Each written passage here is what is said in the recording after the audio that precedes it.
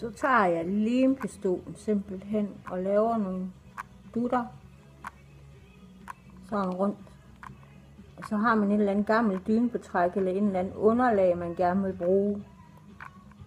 Og man skal for guds skyld passe på med limpistolen, for det gør den dulmund, hvis man bliver ramt af den.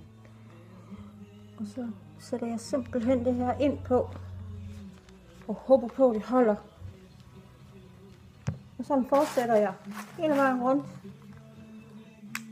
Og nu er den godt nok ved at være godt varm.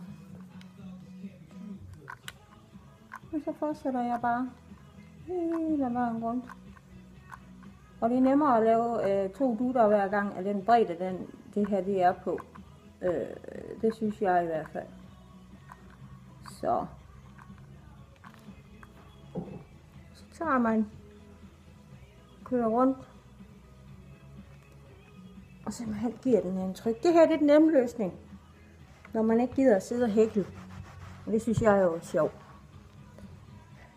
Men jeg kommer med flere. Jeg håber, det gav lidt mening, men det ser sådan her ud lige nu.